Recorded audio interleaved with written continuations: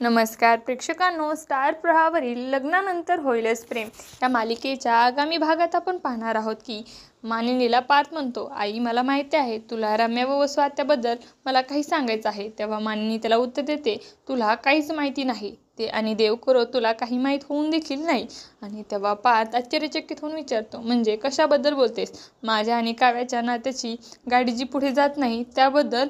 तेव्हा मानिनी ही काहीच उत्तर देत नाही. त्यानंतर आपण पाहतो सर्वजण हे एकत्र बसलेले असतात. तेव्हा पार्थ रम्यावर ओरडून बोलतो, घरामध्ये राहायचं असेल तर सर्वांशी आदराने आणि रिस्पेक्टने तुला बोलायचं आहे. असं बोलत असताना त्याला जोरात ठसका लागतो आणि काव्याच देखील घाबरते व ती पाण्याचा ग्लास पार्थला देऊ लागते.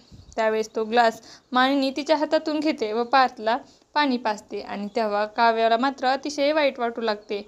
त्यानंतर आपण पाहतो नंदिनी ही वसुंधरा आणि रम्याला बोलते, आता यापुढे माझ्या घरातल्या कोणत्या सदस्याशी चुकीचं वागलात तर मात्र यावेळेस मीच तुम्हाला धक्के मारून घराच्या बाहेर काढेल. आणि तेव्हा असे बोलून ती निघून जाते. तेव्हा वसुंधरा ही स्वतःशीच बोलते, आता तुला आम्हाला घराच्या बाहेर काढण्याची गरज नाही पडणार, कारण आता तुझ्या जीवनामध्ये एक एवढा मोठा स्फोट होणार आहे की तू स्वतःहून घराच्या बाहेर जाशील. त्यानंतर आपण पाहतो नंदिनी स्वतःशीच बोलते, मला असं का वाटत आहे की काहीतरी माझ्याबाबत अपशकुन घडणार आहे. असा विचार करून ती अशी अतिशय घाबरलेली असते. आता येणाऱ्या भागामध्ये रम्या व वसुंधरा नंदिनीच्या जीवनामध्ये काय स्फोट घडवून आणणार हे पाहणं अतिशय रोचक ठरणार आहे. तुम्हाला जर आपला व्हिडिओ आवडला असेल तर चॅनलला लाईक, शेअर आणि सबस्क्राईब करायला विसरू नका.